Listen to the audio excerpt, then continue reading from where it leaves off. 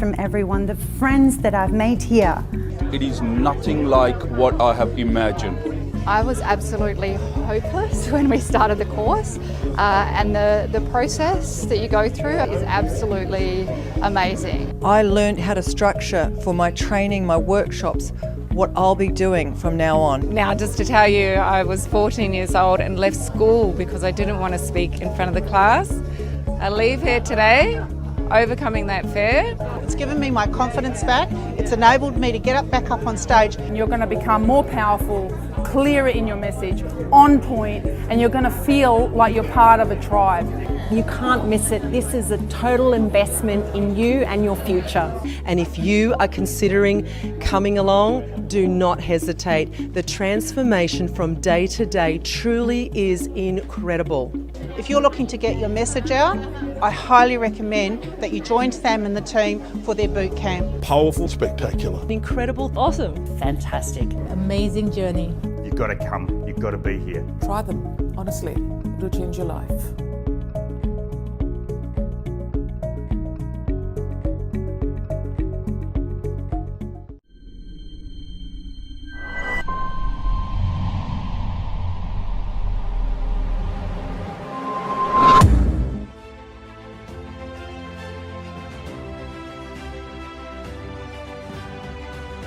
What if I told you that there is a place where you can dream big? A place where you can learn how to be an influencer. A place where you can collaborate with others. What if I told you that there is a group of people just like you? A group that's committed to make a positive impact. A group that believes in what's possible for the future. What if I told you that we can help you make a difference? We can arm you with the right tools to never be underpaid, undervalued, and underrecognized. What if I told you that you can join today, like right now? It's time to make a difference. It's time to shine. This is Speakers Tribe.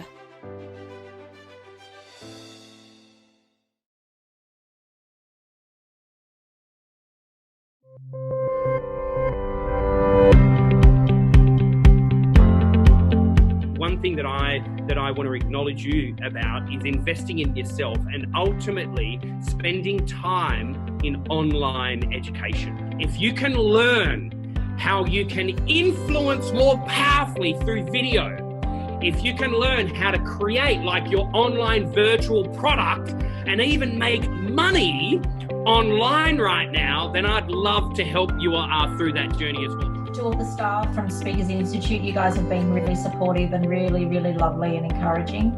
But to everybody else, for all of your honesty and your courage for stepping up here and just giving all, because I've learned so much from every single one of you and it's just been really, really good. I just wanted to say, being out of the workforce for 6 years, looking after little kids, and this is the first course I've ever done. And it was astounding. It blew my mind. It was beyond my expectations. And thank you, Kate, for the feedback today. That was brilliant. And it's given me the confidence to back myself, because I didn't have that before. Because, you know, when you leave for a while and you come back, it's all a bit dodgy. So thank you. Sam, thank you. Thank you. Thank you. That has been absolutely awesome. I've learned a hell of a lot today, and I really feel like we're all improving. So thank you so much. It's been really awesome.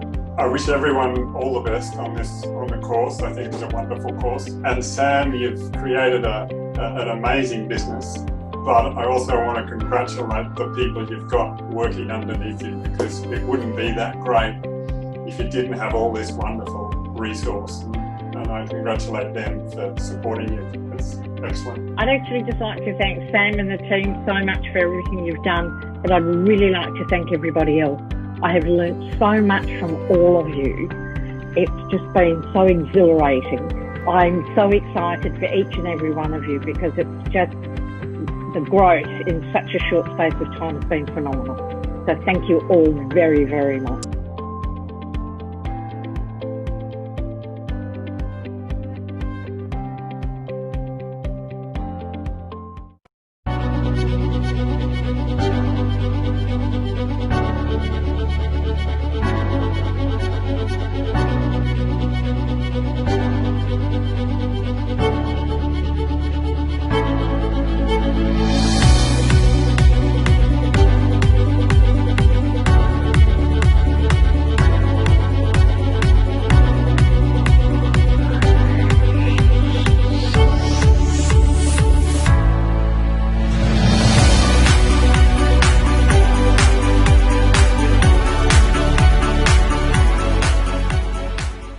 Hey guys, Sam Cawthorn here, CEO and founder of Speakers TV, and wherever you are in the world, we're so glad that you've tuned in to this episode here on Thursday. We have brought to you some of the best speakers in the world, and I'm super excited that you made the decision to tune in. And in this episode, we've actually brought to you some of the best speakers in the world to really help you to learn this as your powerful instrument to get your voice out in the world. And if you don't know what your message is, you don't know what your story is, then you have tuned in to the right TV show. And so here at Speakers TV, we've got an amazing collection of testimonials of people sharing their best practice, but I know that you'll get an amazing value from this episode. Welcome to Speakers TV.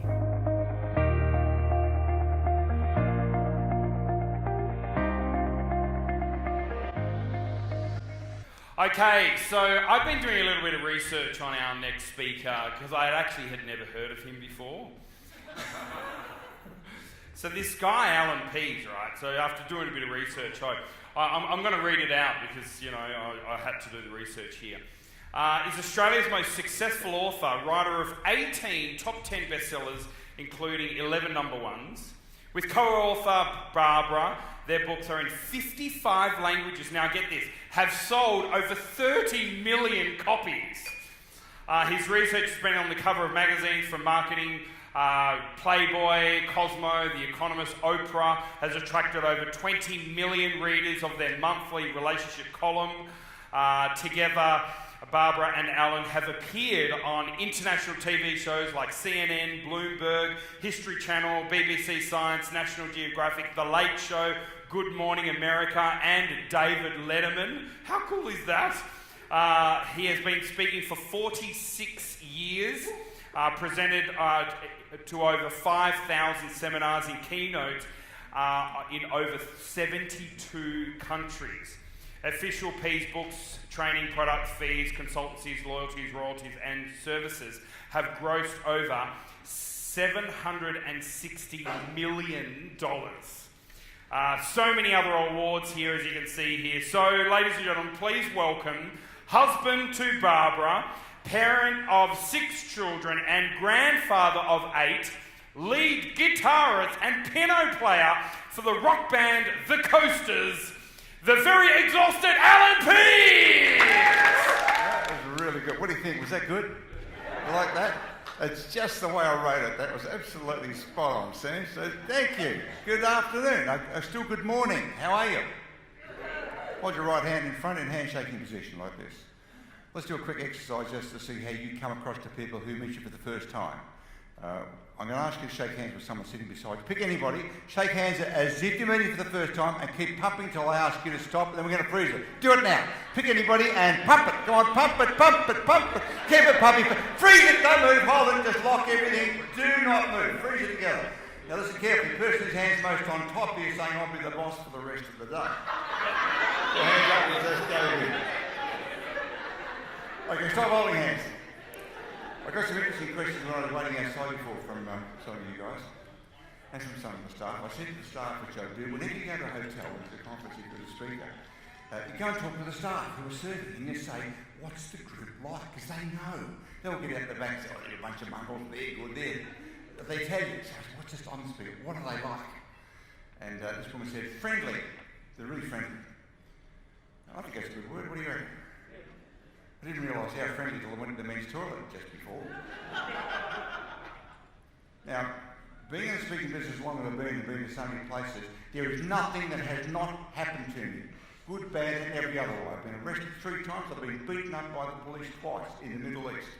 So there's nothing that hasn't happened to me over this time. I'll share some of these things with you as we go on. I went out to the men's toilets before, ladies, there's 6 cubicles at the back, and there's nobody out there, I'm just making sure everything's in the right place. And the end cubicle had the door locked, and I could see some shoes under there. That's me and the shoes. I don't know whether it was one of you blokes, but it's me and the shoes. And it's dead quiet. So this voice came out of that toilet. The voice said, how are you? I got a question for the men. You're in a public toilet in a public place. A voice from behind you in the toilet just said in a very deep voice, how are you? So I was raising your hand if you were about to leave that toilet. Raise your hand. Well, I did what 22% of you blokes did, but I didn't leave. I stood there and pretended I wasn't there. The voice dropped down and he said, "How are you?" I said, "Good." He said, "So what are you up to?" "What am I up to? I'm in a public toilet. What's this guy want?" He said, "You're free for lunch." I thought, "Okay, Mardi Gras was on last night. Hang on a second." This is what's going through my head. I said, "Look, if it's your business, I'm going to a conference." And it was very still in that toilet.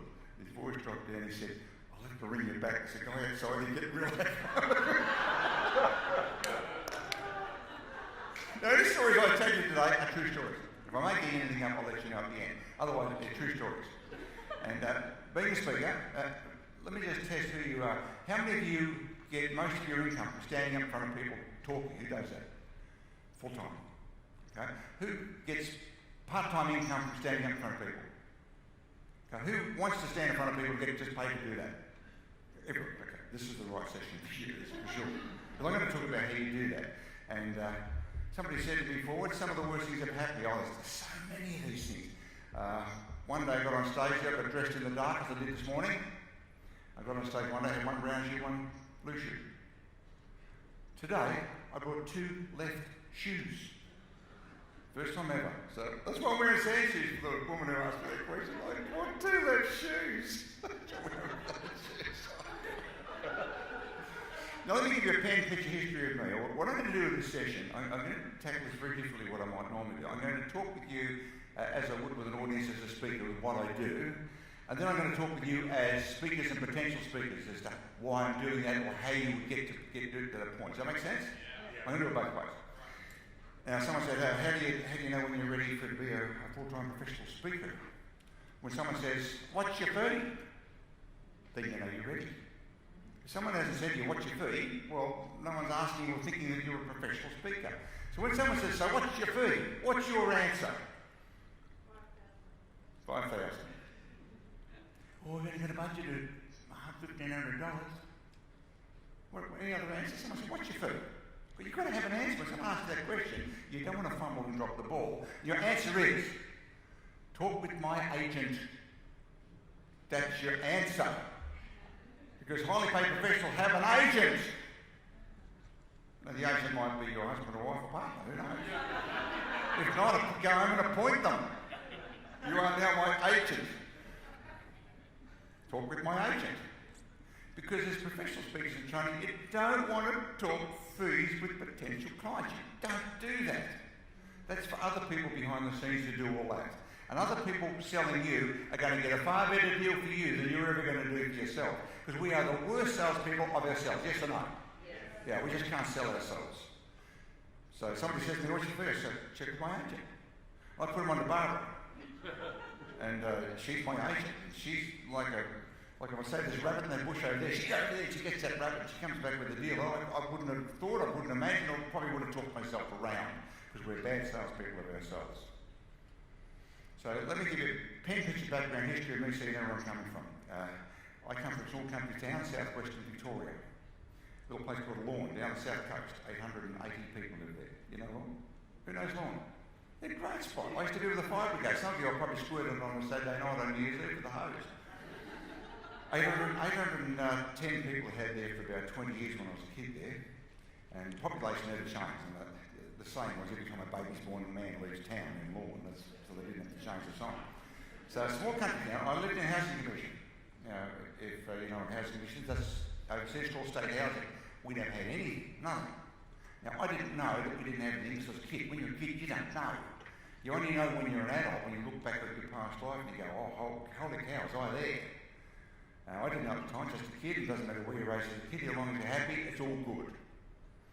And my father was a southwestern Victorian representative for the Eagle Star Insurance Company. And back in those days, and go back now to the early 1950s, there was no such things as credit cards and nobody paid by cheque. So when they paid premiums for insurance, they would have what was called a collector agent. That collector would go around the district and collect premiums every quarter, every half year, a year. And that's how they used to prospect for new business. They'd knock on the door, they'd pick strategic times, they'd knock on the door, so maybe the husband's home or the neighbours are in. On the weekends they'd always go out because you get to meet new people while you're collecting premiums, and that was their main source of business. And so my dad would take me with him after school. So here I'm a 5-year-old, I'm going out with my dad.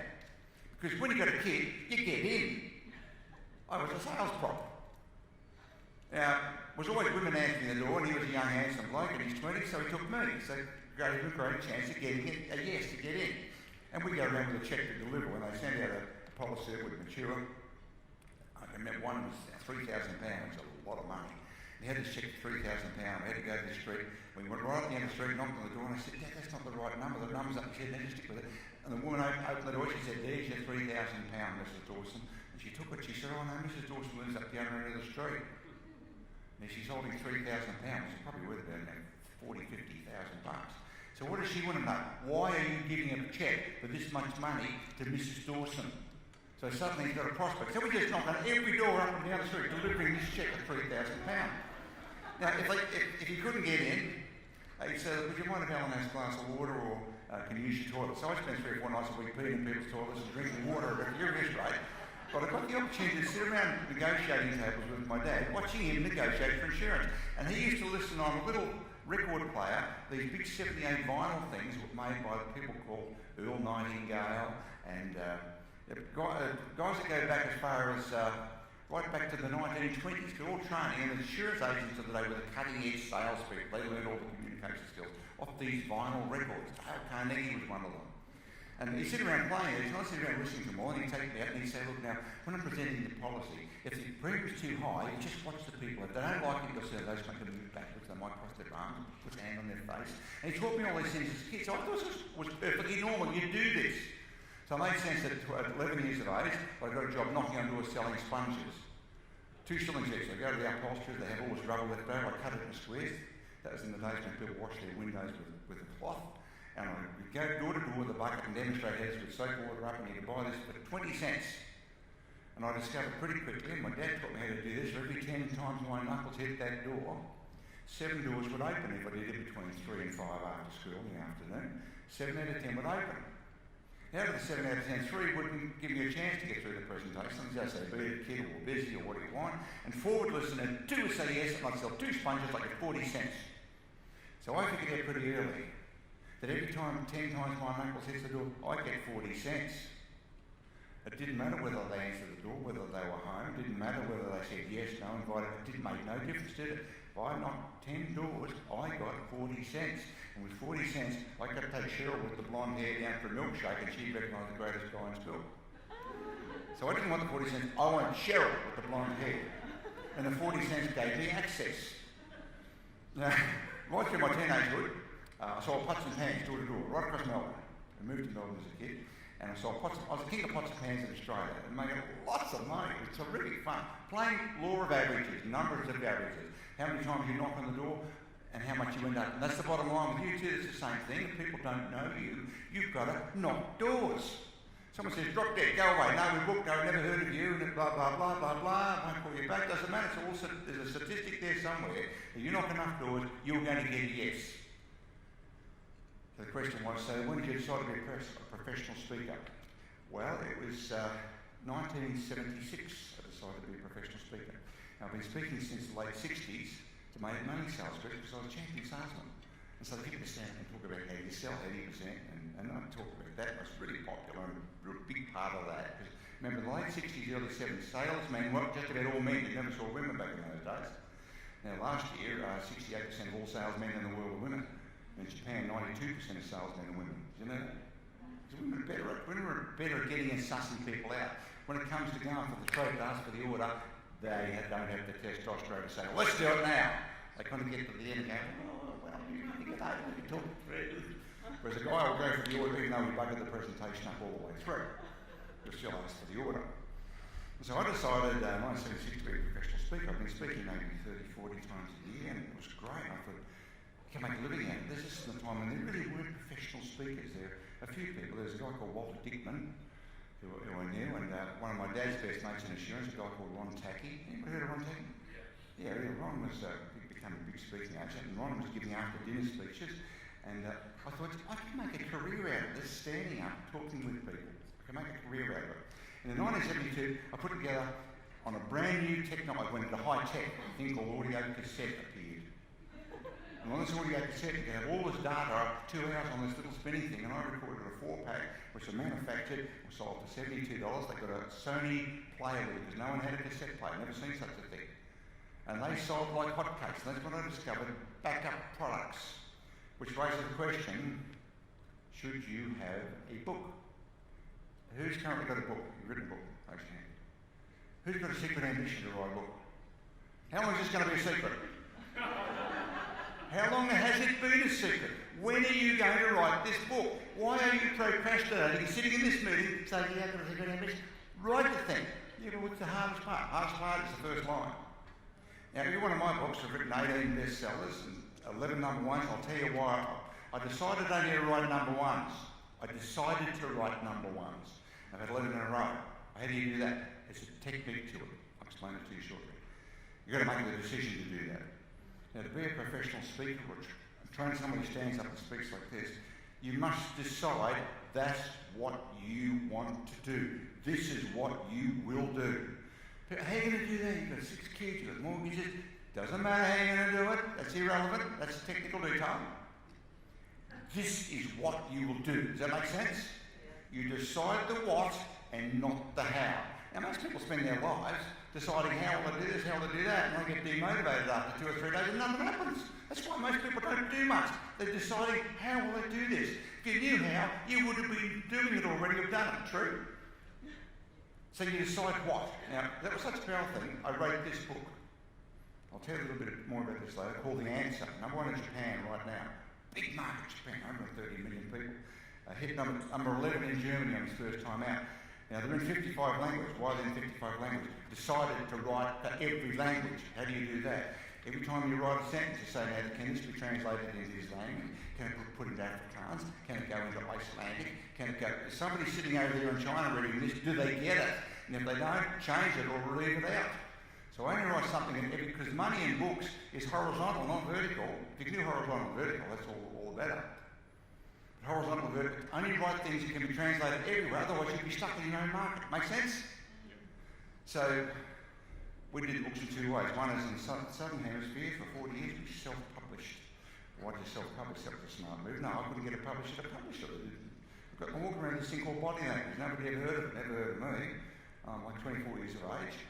And they said, no, never heard of you, mate, never heard of the subject. Is this about sex? What's it about? And nobody would publish it. Closed market back in the 70s. And then I discovered there were people called distributors. They'd have a courier truck and they'd go and drop the bookshops. So I went to one of these guys and he said, yeah, we'll distribute it for you. A company called Doubleday. It's just a little company in Sydney. And I would sell to them at wholesale, less 50%. They then sell to bookshops less 30%, so they make 20% to courier it around. And I get 50%. And that was how we first started with self-publishing. So in the Southern Hemisphere, we self-published everything. That was a massive business. Now the internet's knocked it around now because of pirating. I'm one of the most pirated authors probably in the world. There's at least 10 million Russian pirated books that we know about. Maybe there's 20 million, we don't know. But the Russians, the Chinese, the Indonesians, they will knock off your stuff. That's politically incorrect, yes, but they will knock off your stuff. They'll take you to lunch, so we appreciate that. This Russian guy said, we love your books so much, Alan, we publish them. And we'd like to take you to lunch. Now, I spent 3 months of the year in Russia. I've been there since before communism. I decided in 1978 to give speeches in the USSR. And people say, how are you going to do that? I don't know, I'm going to do that. I've been to see Right from Russia with Love with James Bond and Dr. No and KGB. I thought, this is great. I'm going to go there and do seminars. And I remember what I considered intelligent people saying, why would you go there? Well, because I want to go there. It's go there, but they'll steal your kidneys and you get killed and you go inside and never see you again. And the Iron Curtain was up, as they called it at the time. So I'm going to do this. And people say, how will you do it? I don't know. I didn't know. But that's what I will do. Been there for 3 months of the year now for 27 years. It's my biggest market. Now Kazakhstan's come on as the big market, and Tajikistan, and all the stand countries, because of the sanctions against Russia. Everyone's buying oil and gas off these guys, so they're rolling in, they're putting on seminars and throwing the cash through the air. And people like the audience, they roll out US dollars and throw it. It's really,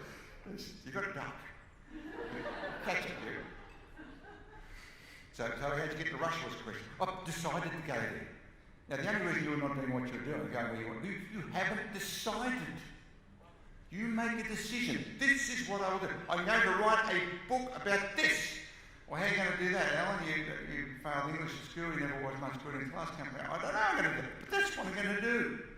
The minute you decide the what, the how appears, which is what the answer's about. I'm going to talk a little bit about that too. I'm going to show you as a speaker what I might do. If you've got any questions or things, we're going to be here during the lunch too, by all means, so just ask me about it. I'll tell you about it.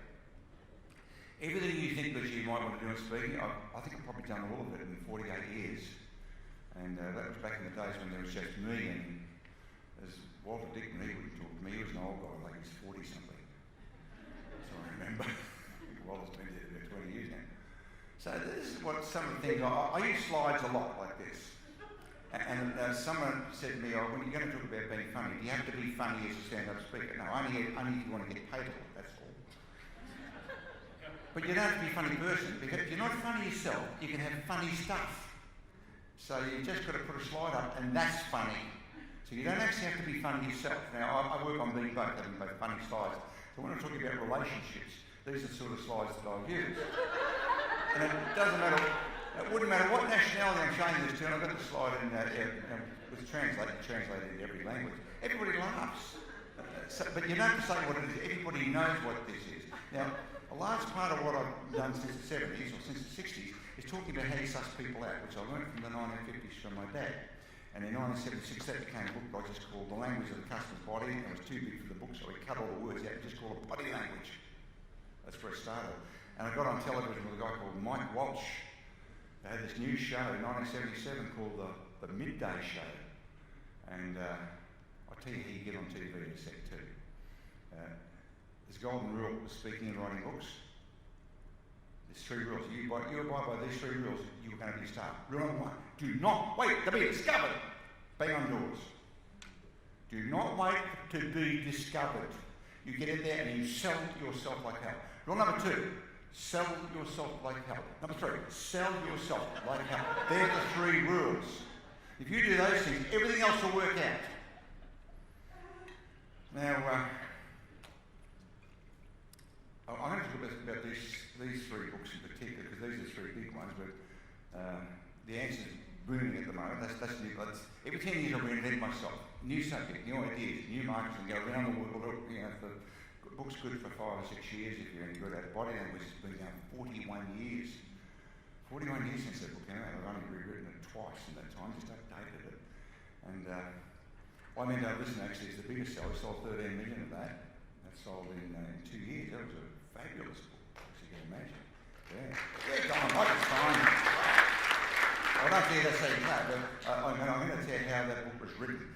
That was the first book in our #1 series when we decided only to write #1 books. You see, up until that book, I'd written 4 books. Body Language, which was a world success, #1 everywhere. I knew it was going to be big, but I couldn't have imagined how big it went. The follow-up to that talk language, that was #1 everywhere, but that followed up on the strength of the first one. Everybody just bought the second one.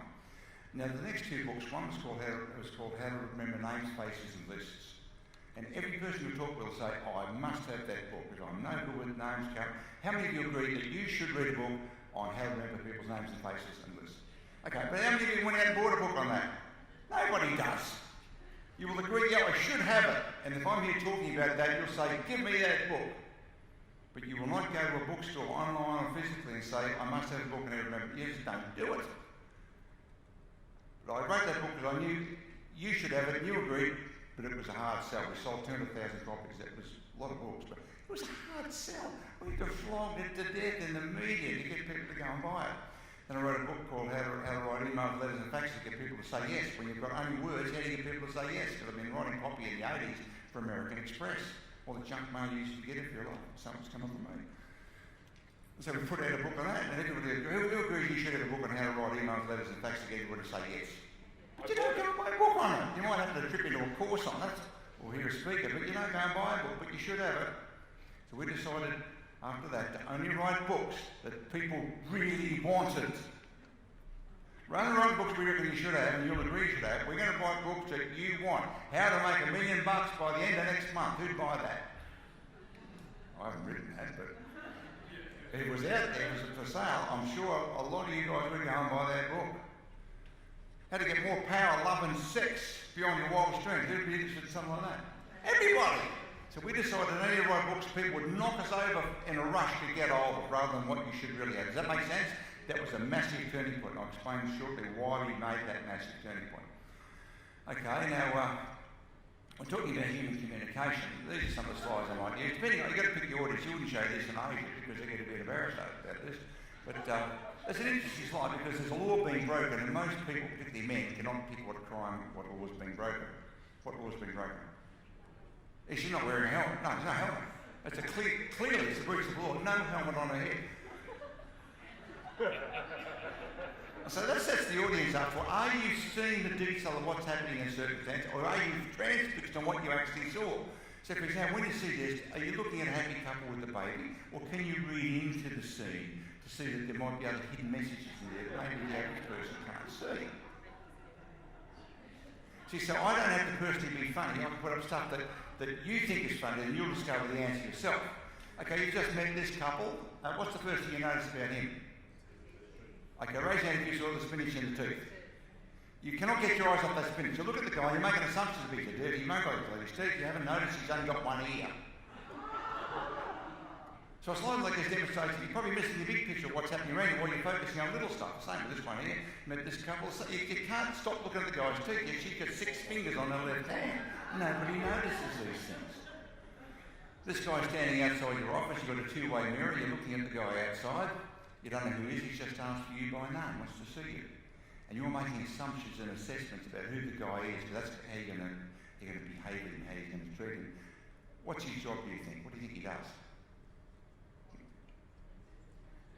Yeah, something to do with finance, computers, it could be a model.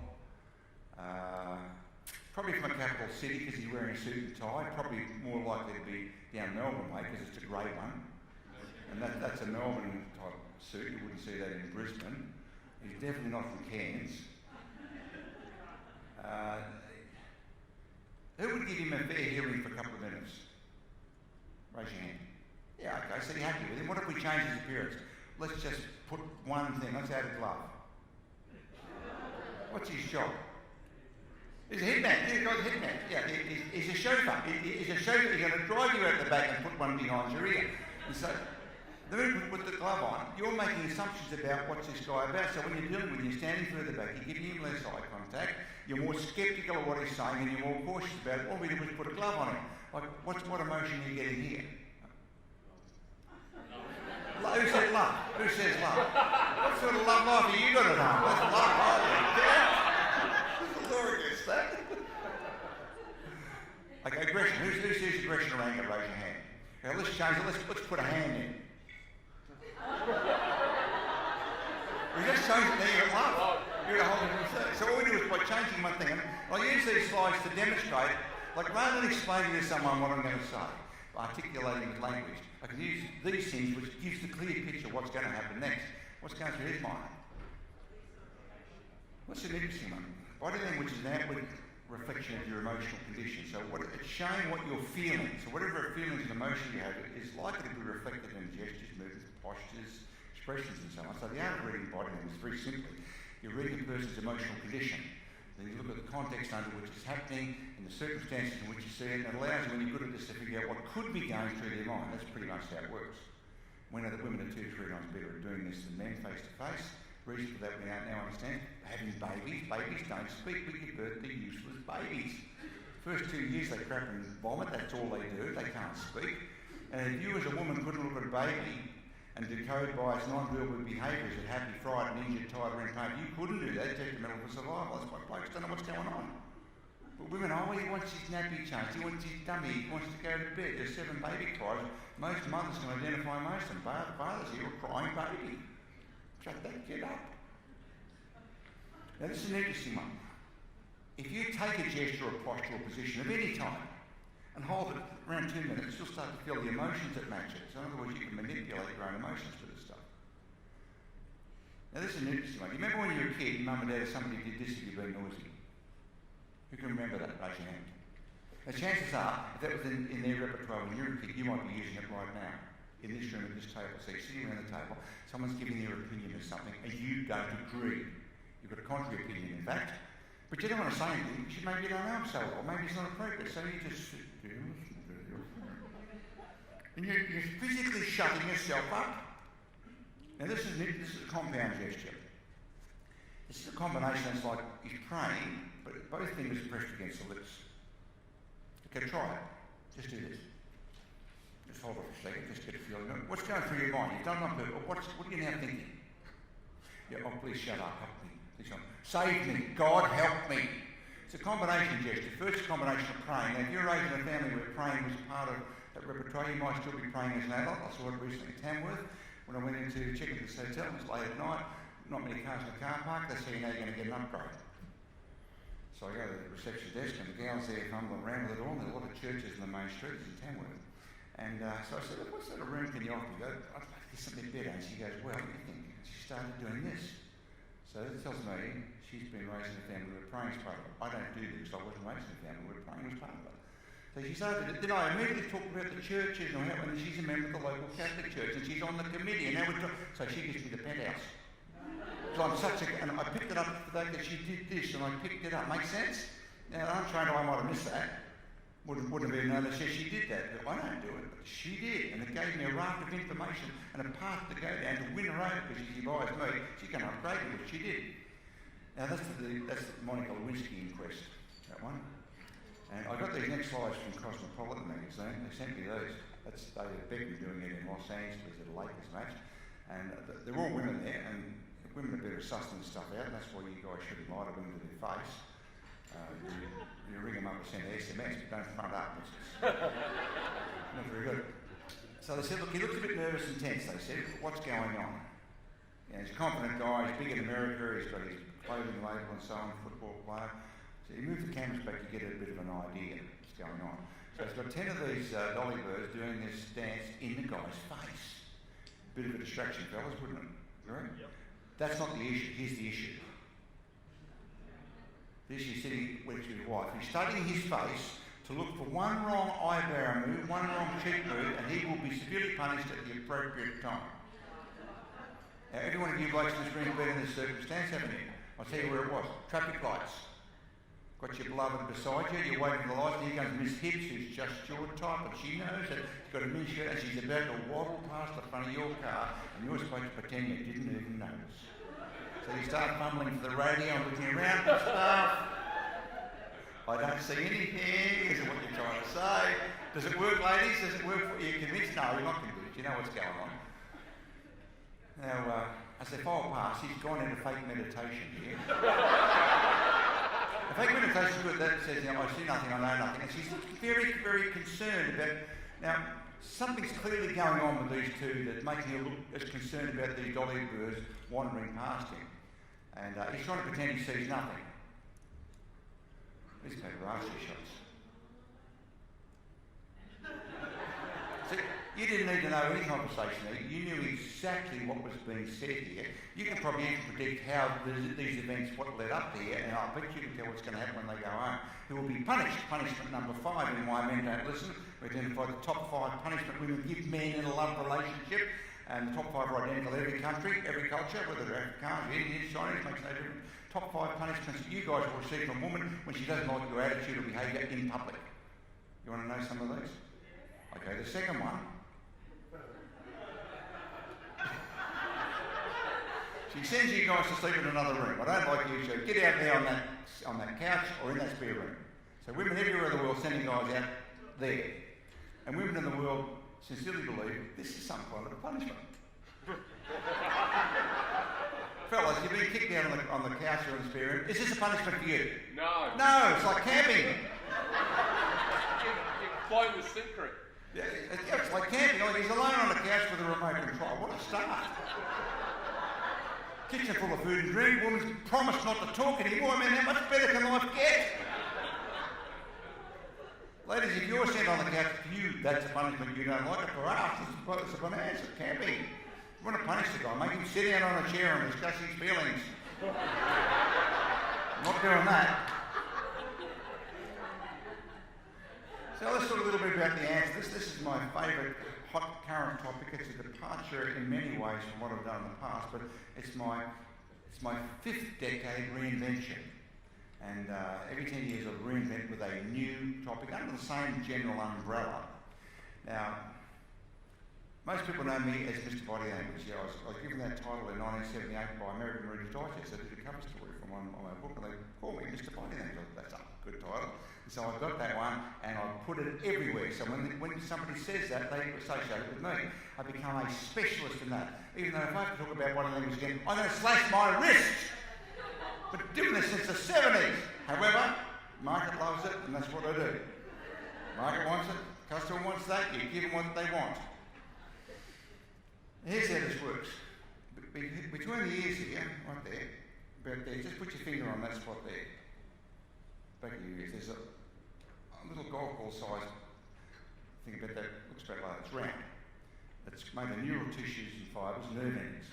It's called reticular formation. Now, medical science has known about this for about 50 years. They never quite understood what to do with it. And what I've done since the early 90s is taken science. I was one of the first to talk about MRI, how to apply to business. And I travel around with one of the world's top geneticists talking about how this, Anne Moore, who wrote a book called Brain Sex. And Anne showed how this applied medically. And I thought, hello, this is what I want for business. So I applied business to it and took that, and out came why men don't listen when we can't read maps. A science-based reason why we're different. And it happened at a politically correct time where you're supposed to go around pretending men and women are the same. Now, the little reticular formation is interesting, though. It's the command centre of the brain. And this is what the answer is about. So every experience you have, everything except smell doesn't enter through this, but everything you see, feel, taste, touch, goes through that command centre. So it picks it up in the command centre, then it distributes it to the brain in as part of where it needs to go, like that. That's how it looks. So a sensitive part of the brain's got to deal with it. Now, it's a bit of hardware that we're dealing with here. It's a bit of hardware, software. So let's just go back to it. That's the hardware there. It's got an operating system, just like your computer. You might have a PC, or you might have a Mac operating system, or on your phone, it's got an operating system. This has an operating system too, and this is what the answer is about. And so what I did with this, I pulled together everything you know about motivation, about getting things done, about achievement, everything I personally knew as well, and explain using simple science why that happens, why success is not an accident, it's on purpose.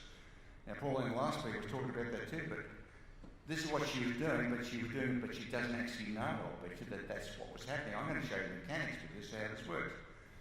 So the operating system looks like that. That's an X-ray of it. This is called the reticular activating system, called the RAS for short. Who's heard of that before? About 5% of people heard of it. It's about 25 to 30% here. That would be right with a group like this. Unwashed public, about 5% have heard of it. Still, it's a brand new thing. Reticular activating system. But where it comes from, it's coming from there. It's coming from the bit of hardware. And so, interesting thing about this, about the RAS, we call it the RAS. So, you want something, you've got to stick it up your RAS. It's got two built-in features. Number one, it's got a Google search engine.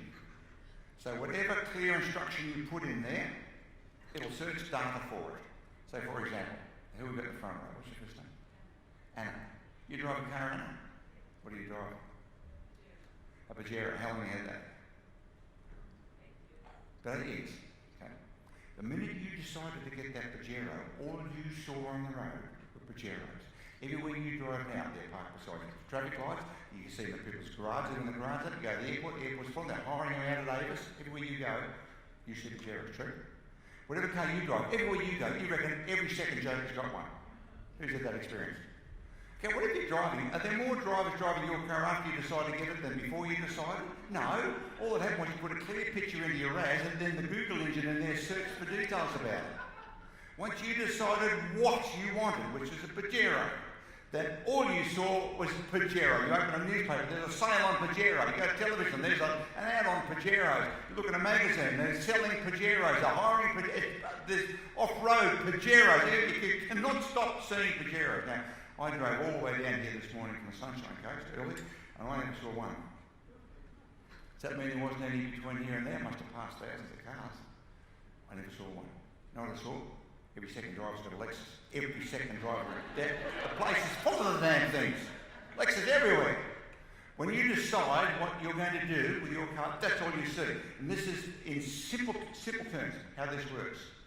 Most people have not decided the what. They're sitting around thinking about the how. How would I get a house on the beach? How would I buy a brand new Pajero? How could I finance this? How could I become a full-time speaker? How could I... How? And then you think about it and you can't see how, so you get demotivated, put it on a shelf and go back to the comfortable life you know. That's why most people don't do anything. Here's what you've got to do from today. Decide what you'll do. I will become a full-time speaker, trainer, singer, dancer, whatever it is you want, doesn't matter. Decide what. The minute you decide what, the race takes off and you see how it just appears. It just turns up everywhere. Second thing the race has got in it, it's got a search engine, and the second thing is it's got a GPS. And with a GPS, if you're going to drive from the Sunshine Coast to my place up, I live in Buderim, I've got a property in Buderim on the Sunshine Coast, if you want to go there, do you need to know every street between here and Sunshine Coast? What do you need to know? You just got to know what the address is. The exact address. So let's say, for example, the address was 29 Crosby Hill Road, Buderim. You put that in your GPS, where would your GPS take you to? Take you to the front gate. Yeah, within a metre or two.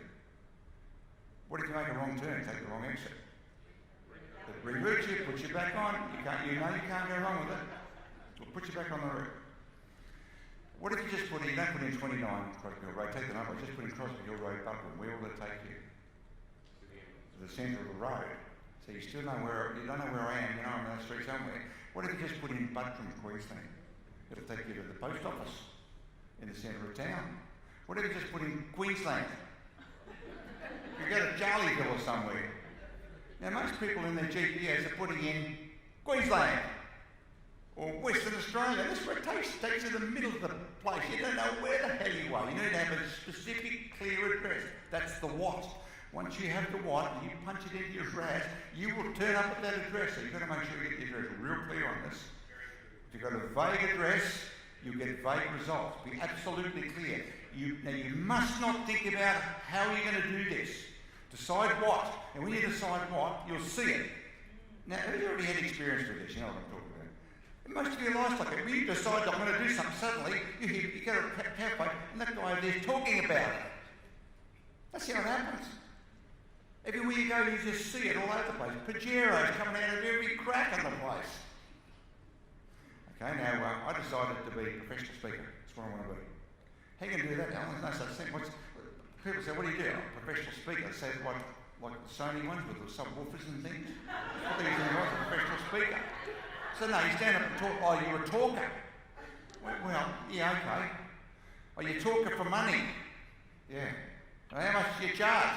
Check with my agent. Tell me anybody what to charge. Check with my agent. I'm the worst salesman of me. I am. I've done this all my life. This is all I know. But I'm still the worst salesman of me. I'm a salesman. I'm a sucker for another salesman. I really am. I send her to Barbara and she's got the guillotine. It's a soft guillotine in the Velvet Club, but very sharp. Now, should you have a book? Well, look, let's say a client's got 5 potential people lined up that they might want to hire for a particular project or a job or a speaker. And out of those 5, this one is the author of The Sex Life of the Mexican Numbo Rat. And the others aren't the author of anything. Who gets the job?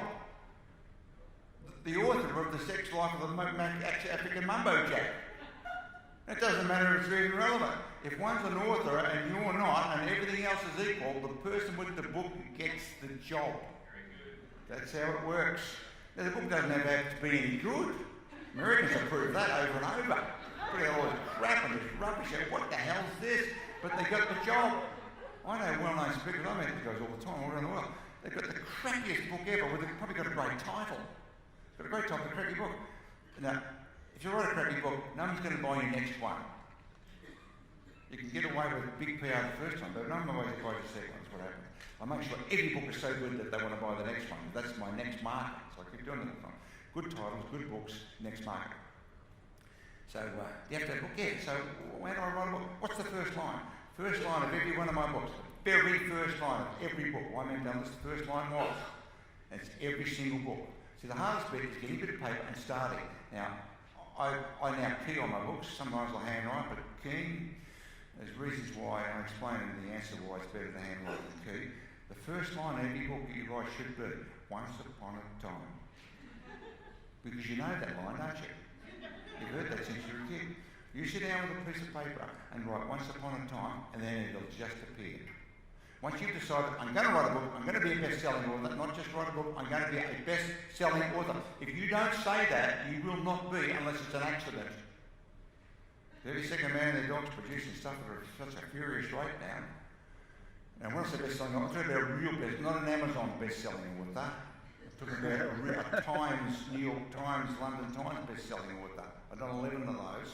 That's a real one. You know what? No, you know, because they bring semi-truckloads of money and throw it on your lawn. That's how you know. Which is the boy from Housing Commission, I think that's really cool. It took me 20 years to work out what to do with it. I didn't know. I still find myself, like when I was a kid, we used to have, when you put butter on the toast, you have to scrape the extra butter off, it's too much to put it back in the container.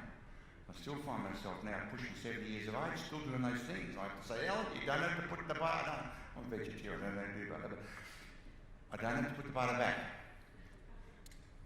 Okay, so once upon a time, men and women lived together in harmony and respected each other and their natural abilities. That's the first line. Now, I think now I've moved into page 3, so the final copy might have moved around a bit. But everyone in a book, once upon a time, that's where you start. You decide to be not an author, a best-selling author. Go for broke here. If you don't make that specification, your brain won't find the ways of becoming a best-selling author. Make sense? You'll just be an author. It's still good, because if you're an author, the other 4 aren't, you get the job. That's how it works. Okay, now, being an author establishes you as an expert. Because you wrote a book. By the time you've written writing a book about a subject, if you're not an expert at the start, you're going to be at the end. Because it forces you to become an authority on that. Just like a journalist. Most journalists are experts on lots of subjects because they're forced to research in-depth information to find out about it. So now you've got people. How many books do I have to have? You only need 3 products to be a professional full-time speaker. 3. You need a book that establishes your credibility as an expert in that field. Your book, when you write it, starts off with once upon a time, and then you write it and you say, will the Icelandics understand this? Will the Chinese get this? Will the Muslims understand this? Will the Afrikaners get it? If it doesn't, modify it, change it so whoever's reading it, because you want to go horizontal. Because it's a good book, you'll sell horizontal in 55 languages, I think 190 something countries, whatever, 100 countries. But it's good because Southern Hemisphere, we made lots of money on self-published books. We don't do that anymore. It gave that business up. The publishing industry's changed altogether. I don't want to be in it now. I'd rather play rock and roll for the coasters. That's what I do, lead cover. I'd rather do that and be publishing.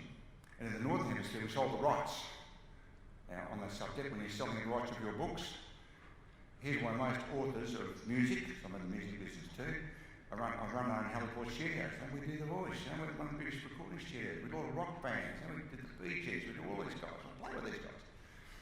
And the reason it's important to understand how the publishing industry works, both with music and books, every book has a series of up to 7 rights. Softcover rights, big book quarter-size rights, hardback rights, little book rights, e-book rights, audio book rights, etc. And they're all separate contracts. They're all the same thing. When somebody signs you up for your book, they think you're a dummy, you wouldn't know. They sign you up for the whole lot, so you hand over because you're so excited to get published. No! Check with your agent. Don't do this. I've seen people who have bestsellers that have made tons of money for the people and they never got a cent. I go on TV with best-selling authors around the world. Some have got the bloody arse out of their trousers. They've got no money. Authors don't make money. Who makes money? Publishers and distributors and retailers. Authors get this much. Not much. So the key is if you self-publish something, you get the whole lot. You get retail, you get publishers, distribution rights, you get printing rights, you get the author rights, you get everything. Now, if you're going to publish a book, put it in hardcover, not softcover. Cost you an extra $1 to put a hardcover on this. So a book like this, the answer sold for that. I sold this one, it's the first one I sold in Australia, Harlequin, and they published, I think they published about 40,000, which is Australia's a lot of books. I thought I would have done better so far, but it's hard marketing, it's taken a living. Preaching in your own parish is very difficult. And whereas in Russia, I can sell a million just like that, straight up, because I come in and play with a briefcase because I'm an expert. Now, it costs $1 to put a an extra hardcover on this. So instead of a book selling for say $25, the soft version of this is $29.95, $30. For an extra buck on it, you'll sell that book for $40 for an extra $1. And if people like you when they're here, they're going to buy what you've got. It doesn't matter what's got hard or soft, they want you. And if it's a business audience, they would prefer if they're going to buy a book to have a hardcover than a soft one. Because how many of you have got libraries full of hardbacks? You probably never read any of them. Come on, be honest. We've all done. I just said it's clean out of mine. I could have read boxes and boxes of stuff, half of them signed by the authors, because I met them at seminars all the time. Okay, so you've got your book, got a hardcover on it. Now, if you've got a $40 book, that gives you all sorts of options. So if someone says, we want to hire you, what's your fee? Check with my agent. So check with my agent, ring Barbara. So we've only got a budget of $5,000. Now, in Australia, for a keynote speech, I charge $10,000. That's it. Don't discount 10 grand. That's it. Next story. In Russia and the rest of the world, 50,000. Bigger markets, bigger audiences, more fun. So this is a market that suffered very badly in Australia.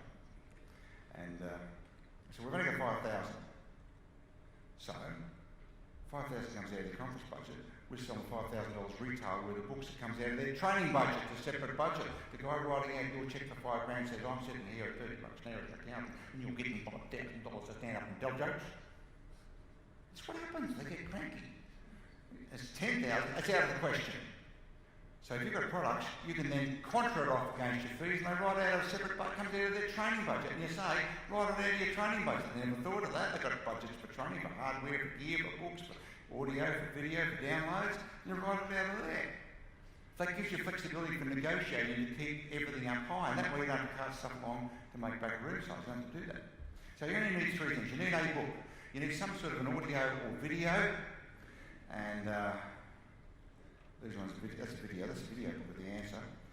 Now audio, this is interesting. Now most people think, most speakers think, oh, I'm going to do audio, I've got to go to a studio and go set up. Look, when you go to a studio set up, you don't sound right, you don't sound like you, and it's not much fun. I mean, I make these things in America and the UK for the big publishers. Now they want me to go for days at a time into the studio and record this stuff, and I find it a grind.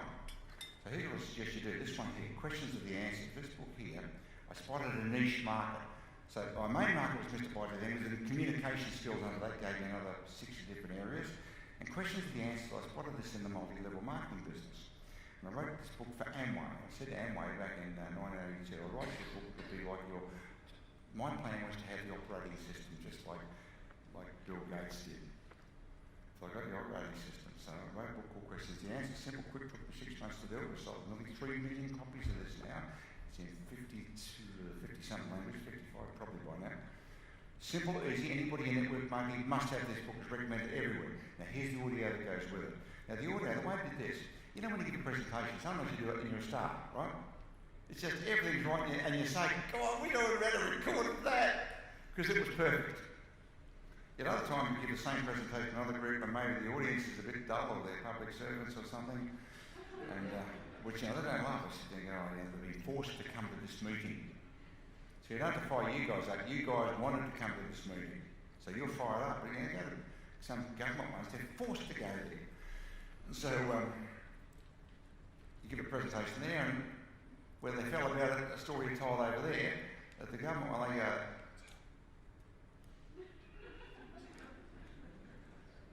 who understands what I'm talking about here? So record everything. Just get a little digital plane, just record everything. Now, normally when you come to a meeting like this, these guys up there, they've got a camera going there, they're recording. You go to these guys. Now, I do it in the contract. My contract says there'll be no video or audio recording of anything I do. Wasting your breath in Russia and China and Indonesia, it'll be on the internet by tonight at half the price. What happens there? But the techniques are dealing with that. The technique dealing with it is very simple. Whenever you publish any book, put it out, first page they should see when they go on is your advertising page. Hire Allan for the next seminar, get him as a speaker, do this. It's got to be right at the start. If it ever appears, normally comes at the back, no one reads that, put it in the front. So when they pirate it exactly the way it is. So I've got maybe 10, 20 million Russian books. The first page they open is see Allan hiring. I get 3 months of the year seminar business. I've pirated $2 cheap stolen books. They keep bringing these little books along and I keep signing them. They're yellow and falling apart. I'm going to a place, they're paying me 50 grand. I come off a $2 book. So you're going to put it at the start.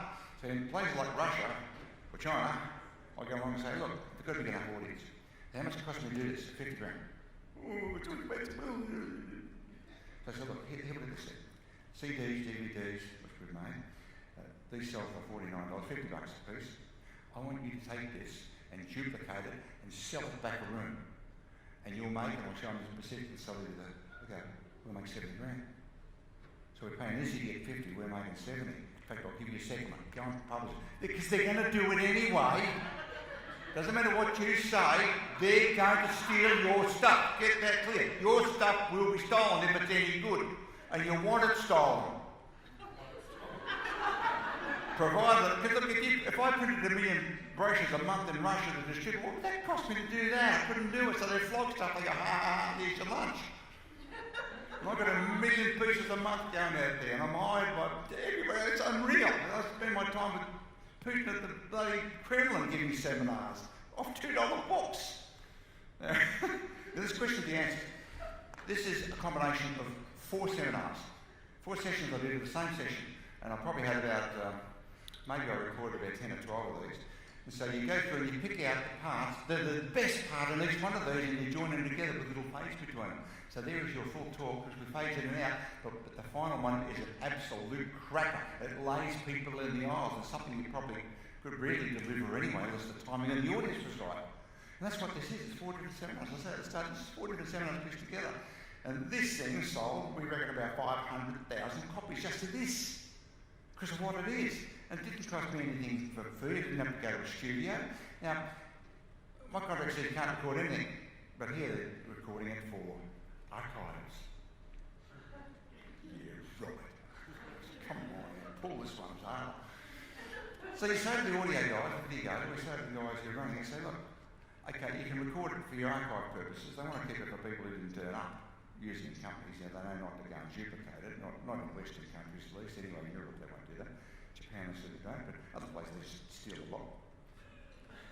That's what happens. That's real. They steal stuff, but you want it stolen. As long as you know it's being stolen, you can help them steal it.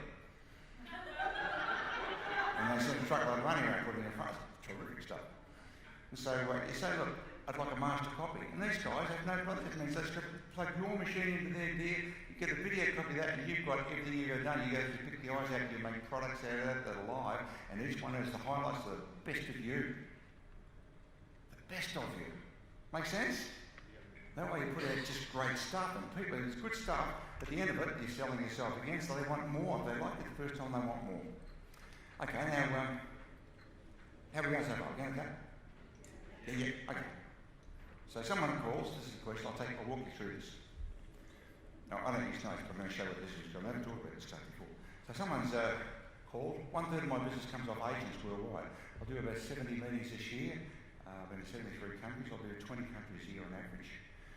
With the answer this year, that's going to ramp up dramatically, particularly Japan's gone crazy, so Japan will be a big part of the market. Russia is coming back online, they're becoming good again. The sanctions have failed. Thanks to sanctions, Russia didn't work. They tried to starve them out, but they just resourced everything and they starved out all the supplies. So Australians don't sell beef there anymore, and the French don't sell their cheese and wine. The Russians are buying it off the Chileans and off the South Americans and off the Chinese. They're buying everywhere else. They've resourced it all, so the economy's going well over there. And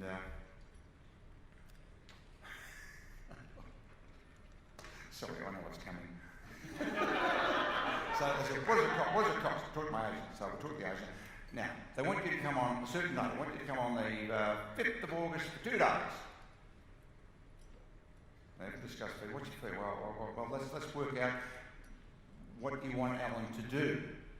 So we want to get engagement to find out who this client is, and can we make him lock him in as a long-term repetitive client. What do you want him to do? We want him to do this, want to speak there, talk to these people, and go to this lunch and stand up, and I'll tell you what they want you to do. How much does it cost? Okay, well, I've still got to work this out. Let's see if he's available first. So now let's check my diary, and I am not available. If you're available, your price goes down. So, maybe I'm just sitting on the beach that day, who knows? But Barbara says, okay, 5th of August. You know when you go to the airport to check in, and they get your name, and they look at the computer, and they go, and your heart dies? That's what happens. Like everybody gets in plane. Now, if they called you, they want you. You know that, they want you. It's just a matter of what it's going to cost to get this thing done. So she says, can you move your date? Oh no, I've got to come in from all over the Southern Hemisphere. It's got to be those days, okay? Okay. I could move this, I could shift that. Well look, at this point, let's proceed as though we can do it. That's the start of the negotiation. Let's proceed as though we can. Because if you're available and willing and waiting, you're going to get paid the least, aren't you? So we go through and fill the details. So okay, we'll send you out a questionnaire. So we send out this pre-programmed questionnaire.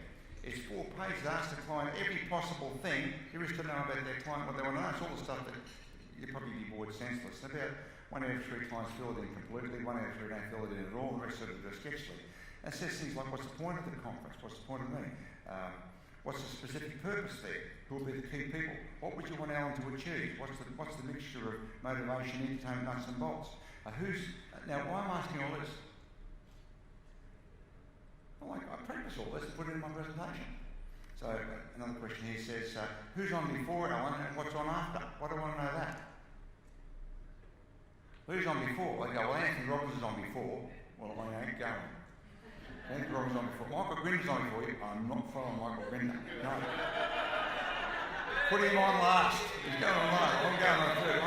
I'm going to capture the whole room. He can struggle. Because you don't want a pro speaker on before you. You want the chief executive on the economic reports. What you want. You'll only be up from there when you get on. What do I want to know what's on after? Well, I want coffee break or tea break. Why? Product sales.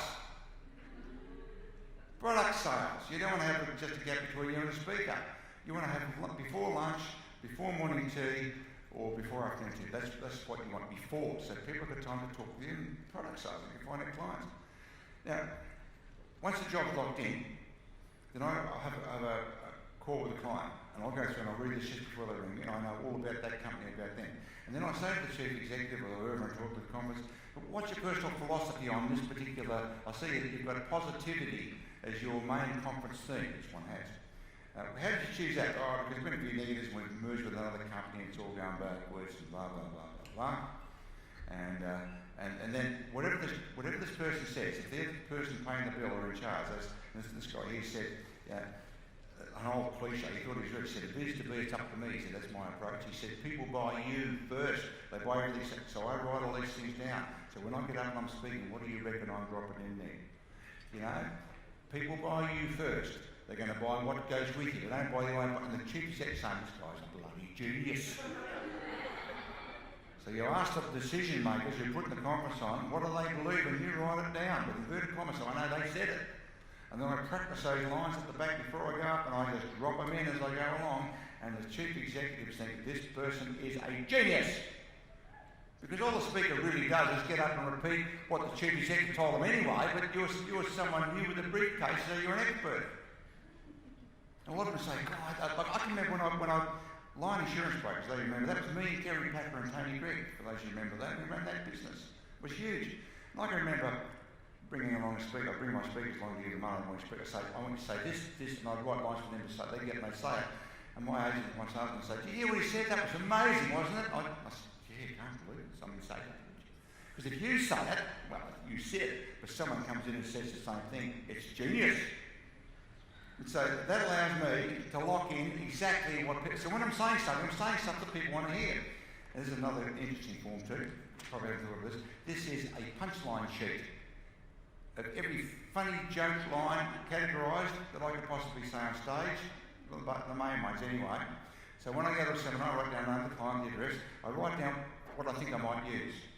And at the end of it, I cross out what I didn't use and I tick what I did. So if I go back next month, next year, 3 years now, I know exactly every line I said was funny.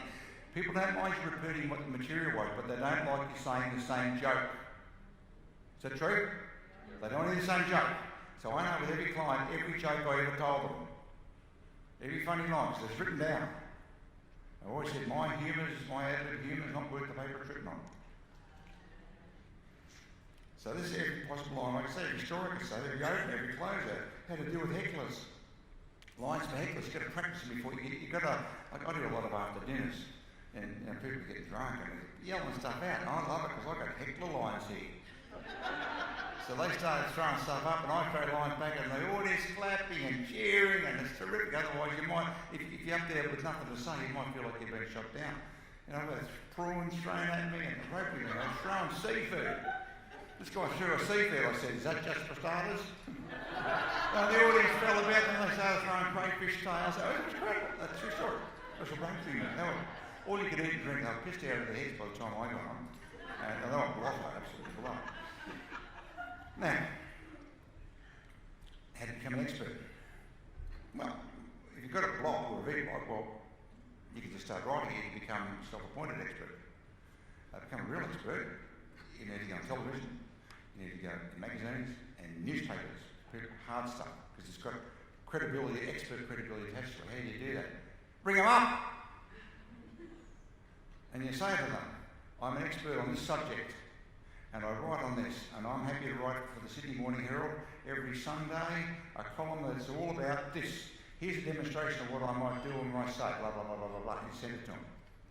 And they'll put it in their log, you might get picked up straight away, but somewhere along the way they're going to say, "Oh, we need someone to write a column quick. Oh, here's one here. Pauline's written this. Okay, Pauline, could you write this?" And then you're up and running. Now, you don't get paid for that stuff. I did earlier in the piece, but these days you don't. You don't get, what's that one saying? I can't see it. Up to time, okay, I'm going to wrap up. So you don't want to go for getting paid because the PR value of that is huge. And that's how I go on television shows. A television show, you write the segment, you write the questions, you write the answers, you tell them you will be entertaining, you will be funny, and it will be relevant, and you send it to them. So when someone falls out, which happens all the time in the ring, say, I did one outside the hotel this morning, 20 minutes on 2UE in Sydney. And that was on 7 types of clean freaks.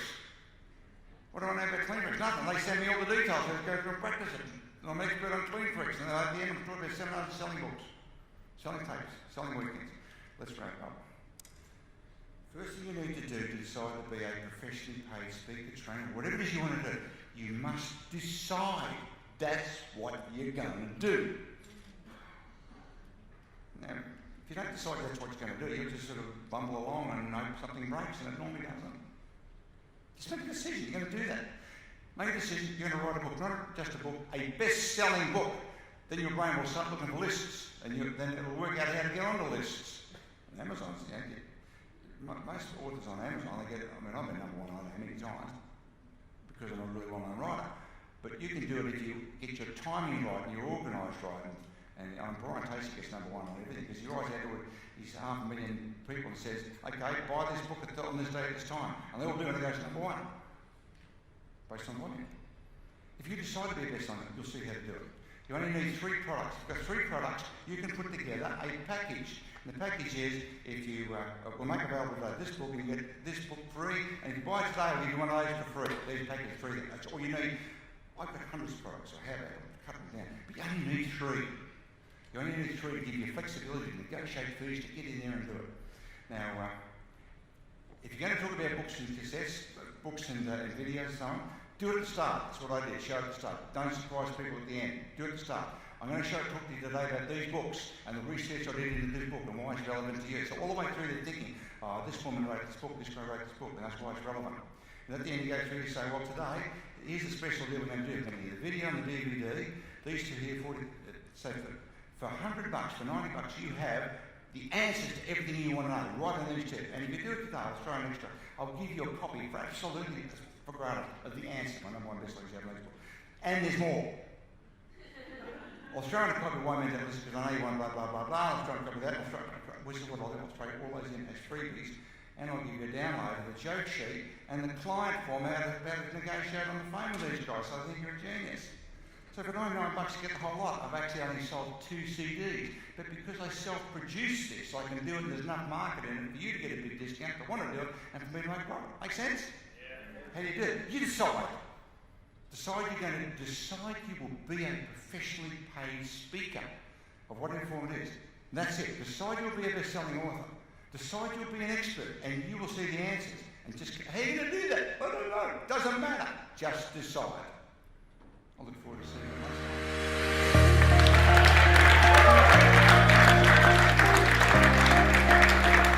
time.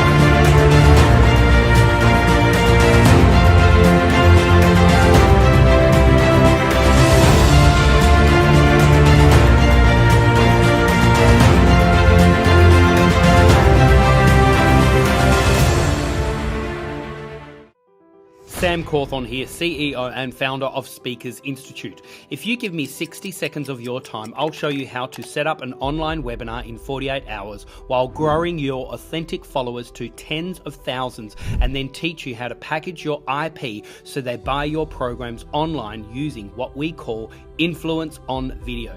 What this means is you talk to camera, share your value, and then stack your offerings and create urgency in a way that makes it so irresistible that they click the button and purchase your high ticket sale. Talk with any of our clients globally, and I promise you will not find anyone that does what we do. All you have to do is to create an online event, share your ideas, and then stack your offerings just like this. And here's the big secret. Everyone is online right now searching for people just like you to help them learn things that you already know. There are people doing it right now, but they probably don't know as much as you. So right now is your chance to learn how to sell online, and my influence on video formula is easy to use and foolproof for anyone to master. Just recently, I did a 1.5 hour video online to only 40 people, and at the end, 10 of them bought my $4,000 product, all by one click of the button. It was seamless. So if you want me to show you how to influence on video, stack your offerings that make it irresistible, learn my exact script so you can come across authentic and real, and create urgency so then they buy immediately, then click on the link below and join my free masterclass.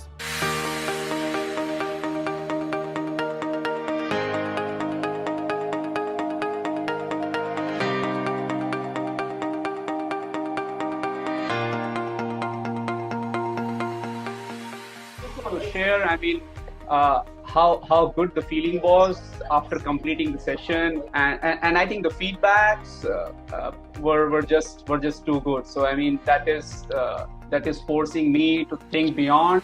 I think it was pretty linear thinking earlier, and now it is pretty diversified. So that is very helpful. Thank you, Charlene, Christiane, and Sam, for obviously the benefit and the inspiration you've given to so many of us, and to all the participants, because I think for me personally, this is the first time I've felt that I've been in such a safe space to be vulnerable and to make mistakes. And I know that a lot of us have shared some really traumatic events in our life, possibly for the first time publicly. So that's just been a really huge thing. So thank you for everyone for opening up, and for people to open up and be authentic. I'd like to firstly acknowledge you, Sam. Thank you so much for instituting the Speakers Institute, and all of the lovely people who've attended today. I think they've done an absolutely wonderful job. I think all of their stories are worthy of stage presence. I think you'll all go very far.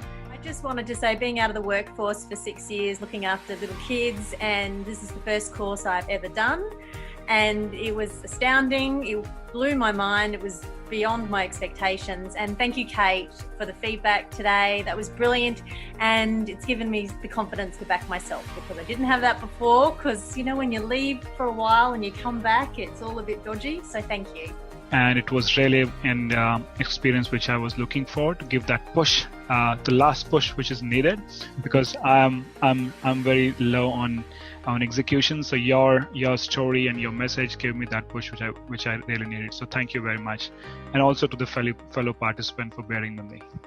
Thank you, everyone. You've all inspired me today, and I want to thank you, Sam, for putting this on, and Christiane and Charlene inspired me to come through conversations we had, and so I'd like to thank her in particular, and got a lot out of it. So thank you, everyone, and thanks for all the lovely comments.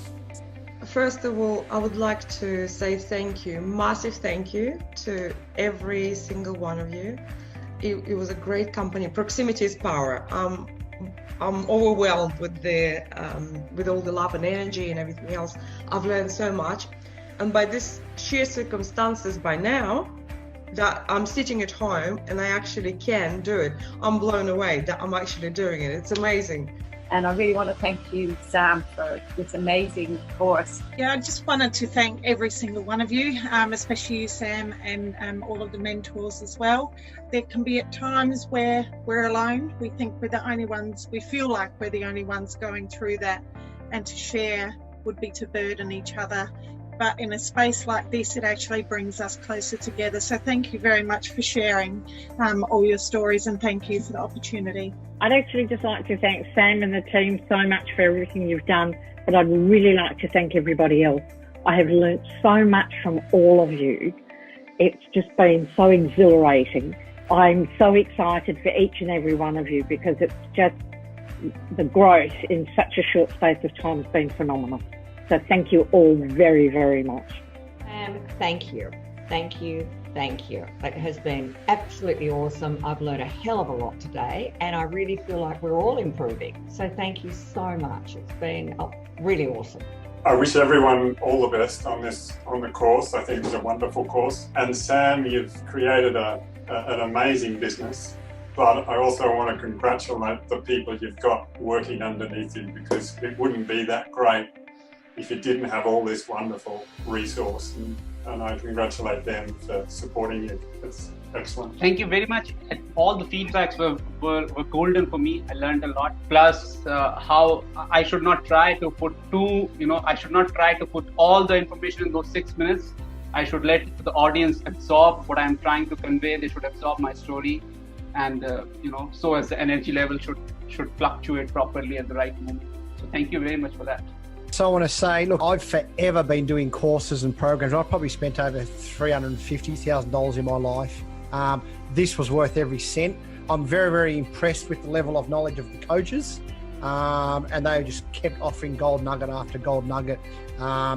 Definitely was worth every minute as well. Yeah, I really want to thank the coaches, and I've noticed a difference in everyone as well over the last couple of days as well. So thanks. Guys, I just wanted to say my work relies on face-to-face workshops, speaking at conferences around the world. So investing in this course is really about looking to the future. So it's really an investment in the long term. It's been a really, really professionally put together course. So commendations all round to all of you.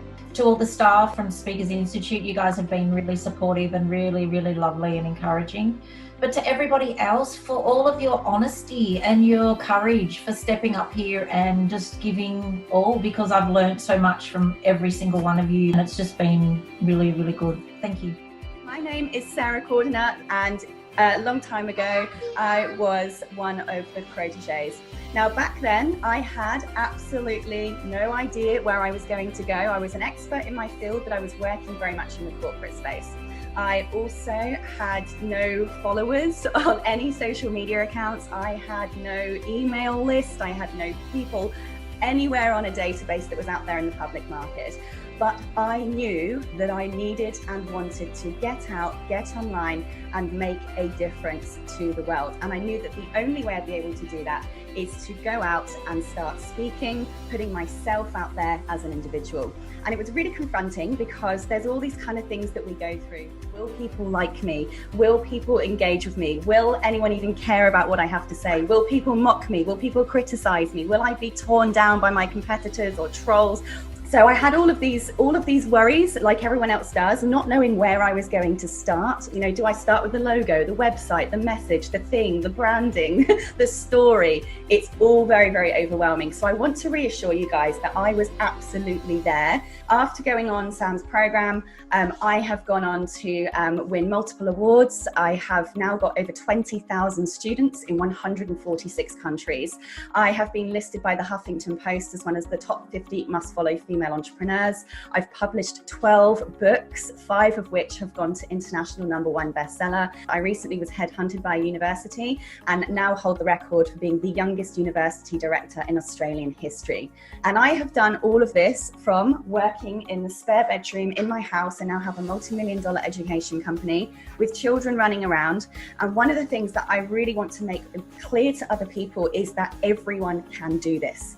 Every single person. I had no special starting point. I had no investors. I've never had anyone give me money. I absolutely have just started on the corner of a kitchen table with nothing but a dream, a drive, and an ambition. And that is the only thing you need to get started.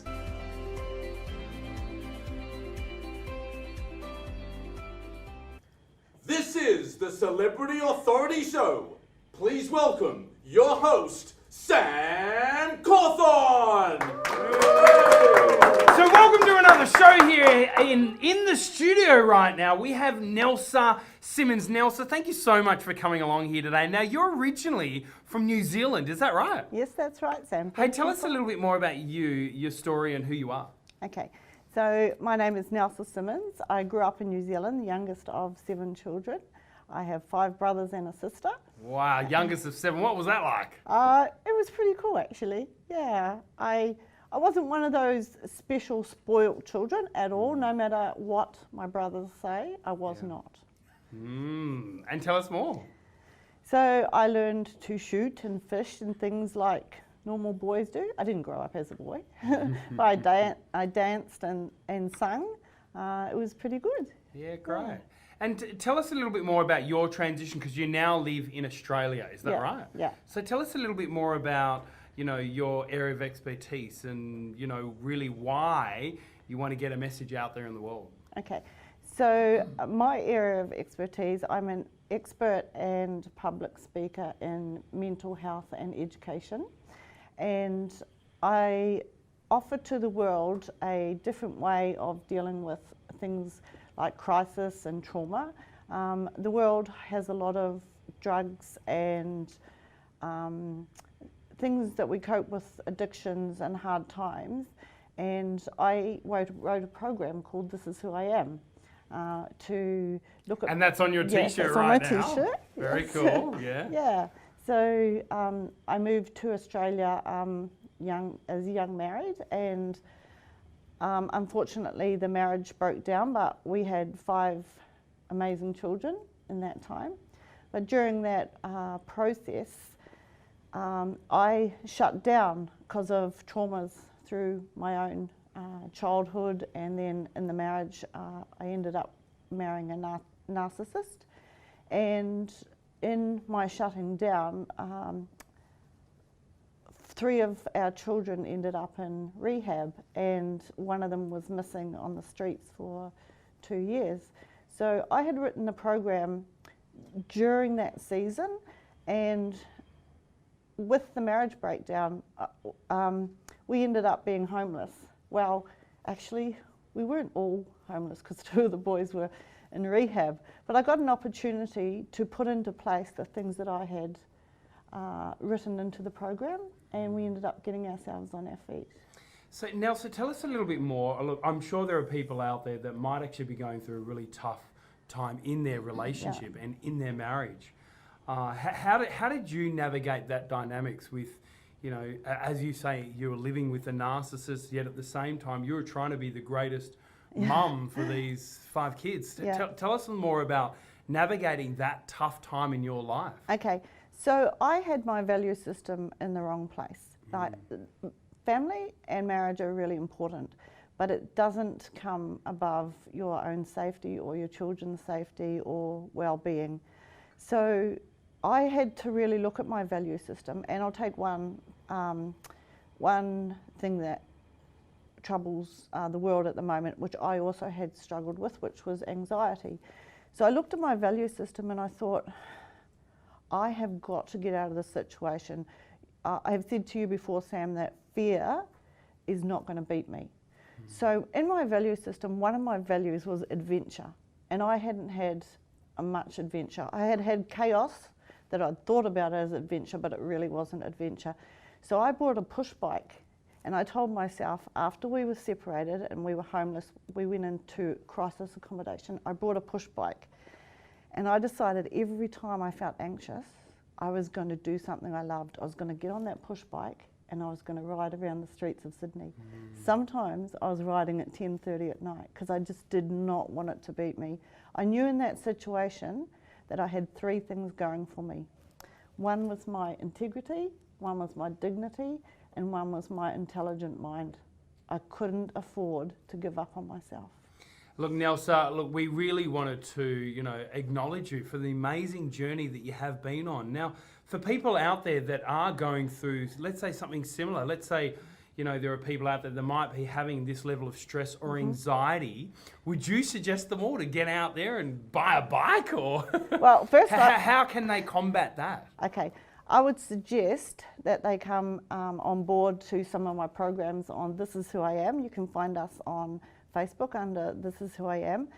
The programs are tailored for all sorts of problems and issues, crisis, traumas that people have. Great. Hey, so if there were people out there right now that would have a level of stress or anxiety in their relationship, or maybe in their working environment, can you think of 2 to 3 things that they could do right now that can really help them to get through that anxiety? Yes. So 1, have a look at your value system. We all have core values. They don't have to be what everyone else has as their value system. See, like you might not have adventure as yours, but I did. So have a look at your value system. See if what you have placed inside you that you're actually doing something about. So I would say to somebody, what's your values, your 6 main values? And when they tell me what those values are, I'll say, okay, put those values into a sentence on how they are incorporated in your life. But if one of those values is not incorporated, don't take it out. Obviously it's important. It's one of those things that you have just let go by the wayside. I believe that we have everything inside us to help us cure whatever is wrong with us. So you heard that. Nelsa believes that we have everything within us to help cure us. Is that right? Yes, I do. Yeah. Nelsa, that is just fantastic. Your message to the world is very powerful. So at the moment, so what you do is you run these workshops. Yes. Is that right? Yes. Yeah. And you're saying how can people get in contact with you? Through Facebook. This Is Who I Am, and Facebook. Great. Yeah. So Nelsa, there's a thing which I like to call third space. And what that is something that we do outside of our job, something that we do for ourselves to recharge ourselves, to refill our tank. What's something that Nelsa Simmonds does for her third space? Is it still? Do you still ride your bike every day? Well, or? I have to tell you, I love adventure and I love camping. And so I'll go camping, but 3 weeks ago I brought a camper trailer, Sam, to take myself on adventures, but also to take other girls on adventures and do personal development at the same time and challenge them not to give their lives away. So we will do the program, This Is Who I Am, while we're on adventures. Wow, that's so what type of adventures? What, like camping and? Yeah, camping. Sometimes we'll go shopping too, but camping mainly. Yeah, where we can sit around a campfire, maybe have a few wines, sing songs, and there's many, many different ways for people to heal in their life. Great, Nelsa. That is really, really cool. So Nelsa, again, thank you so much for coming here in the studios here at the Celebrity Authority Show. But before you leave, we've got this little section in our show where we do with every single celebrity authority that comes on board, and it's called the 10 Questions in 60-Second Challenge. Okay. So Nelsa Simmonds, do you accept the challenge? I do accept the challenge. All right, Nelsa, your time starts now. Favourite colour? Blue. Favourite food? Hot chips. Hot chips. I love hot chips. Favourite celebrity? Sam Cawthorn. Oh, well, thank you. Favourite actor? Who can I say? I pass. Pass. All right, I do want to come back to those. Favourite professional speaker? Sam Cawthorn. Oh, thank you very much. Favourite book? Oh. At the moment, I'm reading Tools of Titans, so I have to say I just started it, and it's becoming my favourite. That's by Tim Ferriss, yeah? Yes. Great author. Favourite movie? Oh, it's the Cinderella movie. Ever After. Ever After. Oh, because she's love it. got. Yes, my wife's favourite movie. Favourite city? Sydney. Yes. Favourite drink? Oh, tequila shots. I think we recently had tequila shots in Bali. We did. Favourite pizza topping? Oh, salami. And Nelsa Simmonds, if you could be an animal, which animal would you be? A wolf. A wolf? Why is that? Howls at the moon. I love it. Hey, again, thank you so much, Nelsa Simmonds, for coming here to the Celebrity Authority Show. We will see you again really soon. Thanks again for coming. Thank you.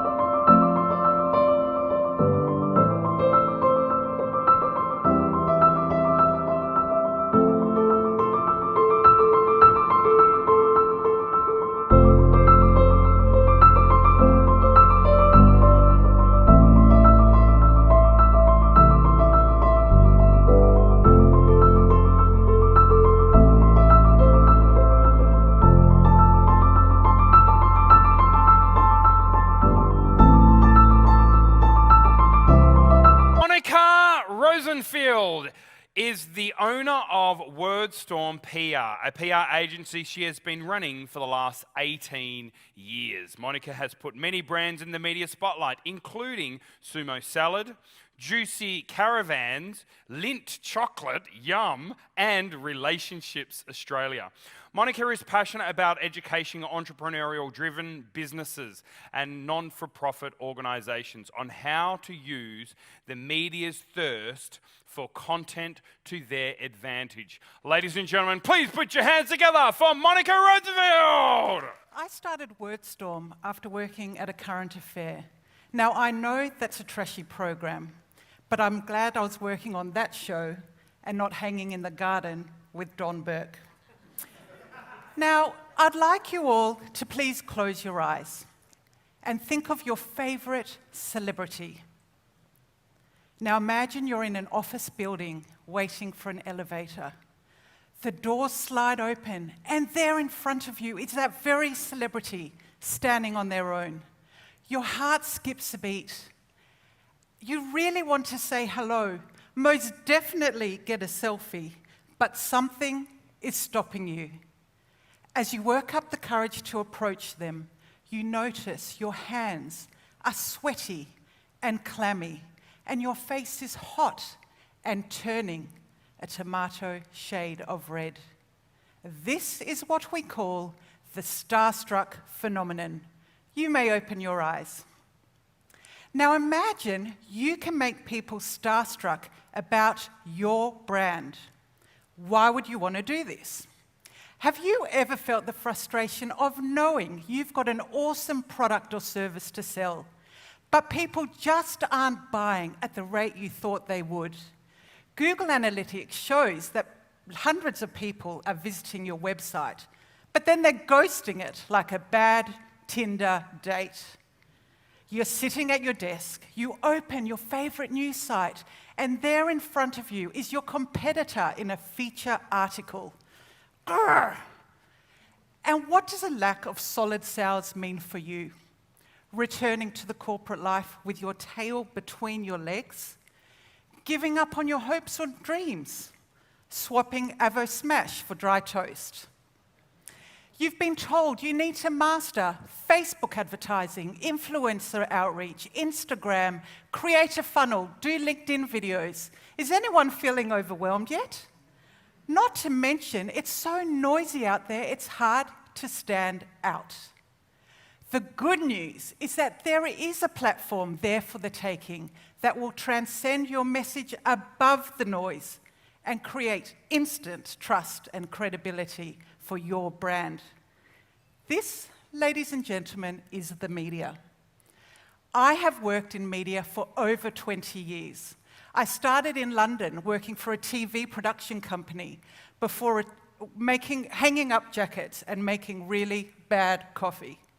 I got a lucky break when I was promoted to the fashion documentary team, and I really had to pinch myself. Here I was, just an ordinary Aussie gal, sitting in the front rows of London Fashion Week, oohing and eyeing with the rest of the fashionistas as Kate Moss strutted her stuff down the stage. Talk about being starstruck. Eventually, London weather got the best of me, and on my return to Sydney, I got a job working as a producer for a current affair. So essentially, you could say I traded in Kate Moss for Mike Munro. Slightly less glamorous, I agree. But it was here that I saw the potential for businesses to get TV exposure and catapult to a whole new level of success. You see, I was being contacted all day long by PR people, business owners, very, very angry neighbours, all wanting their story on air, but not knowing how to go about it. Not-for-profits who are making a positive change in the world. I want to inspire them with the secret weapon, the starstruck phenomenon. Research shows that the more we see a certain face through our external references, the more we put it up on a pedestal. And this is what is known as the exposure effect. So with this in mind, making people starstruck about your brand is very good for business. Let's take Michelle Bridges, for example. In the 90s, Michelle was busy building her career in the fitness industry, but she saw a gap in the market for an aspirational female role model in her 30s, and Michelle made a business decision to build her profile in the media. Now, it just so happened that Kerry-Anne Kennerly trained at the same gym where Michelle trained, and Michelle admits to literally chasing her around the gym, and I don't think Kerry-Anne stood much chance, until she got the chance to negotiate 5 free fitness segments on her morning show to prove her appeal. Well, as we all know, she became a household name, which led to her being chosen to launch the Biggest Loser house. And from here, her profile just skyrocketed. And in 2015, BRW listed her net worth as a cool $53 million. Not bad for a personal trainer. Now transport yourself back to that office space where you're waiting for a lift. The doors slide open, and there in front of you is Michelle Bridges on her own. Your heart skips a beat. As you step into the elevator, you want to say hello. Most definitely get a selfie while you suck your stomach in. But something is stopping you. Your hands are sweaty and clammy, and your face is hot and turning a tomato shade of red. Michelle has most definitely created the starstruck phenomenon for her brand. And each of you in the audience can do this for your business too. Why? Because media are thirsty for content.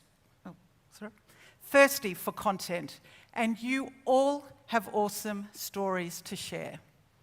Now, I'm going to teach you 3 things we do each and every day to get our ordinary clients in the headlines. So, are you ready for this? The first one is the business angle. Now, when most people think about pitching their business story to journalists, they think they need to razzle-dazzle them with impressive numbers and exponential growth. But what journalists really want to know about is the heart of the story. What inspired you to start your business?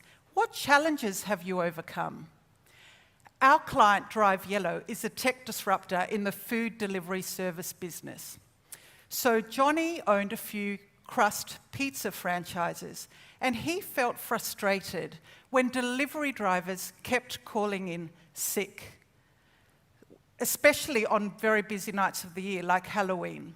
So on one such night, he was sitting with another entrepreneur friend of his, Steve, and they got talking about why couldn't there be a platform that used ordinary people that delivered food from restaurants to their homes, just as Uber delivers people around. And by the way, this is before Uber Eats was launched. This is the story that we pitched to the business press, and it ended up in articles all over Australia, including this feature article, which was syndicated across all metropolitan newspapers in Australia. The next angle, you all ready? Statistics. Media love statistics. Why? Because it makes it look like they've done some research, of course. So we have a dental boutique client, and we know that people suffer from anxiety about going to the dentist. So we conducted a survey to find out how many people were so scared of going to the dentist they hadn't been in over 5 years. We came up with a whopping 80%, and we used this to get articles about our dentist in a whole range of Australian media, where he could talk about how he helps his patients overcome dental anxiety. The third and final tip I'll leave you for today is case studies. If you have transformed your client's life with your business, there's nothing more powerful than getting them to tell that story to the media. And going back to our dental client, that's exactly what he did with his patient, Teresa. You see, Teresa was so anxious of going to the dentist, she hadn't been in over 10 years. Ruben the dentist transformed her life by giving her a brand new smile under general anaesthetic. And this really did change her life because she was a real estate agent, and it's really, really hard to sell property when you have to talk like this. She was so happy with the service that she agreed to go onto the Today Show, not to mention it was great publicity for her business, and where she was interviewed about how this smile transformed her life. And as you can see, she was sitting next to the dentist who got the chance to educate Australians about he can help them too. So I am here to tell you all today, the starstruck phenomenon is there for the taking. Go out and get it and watch your business soar. Thank you.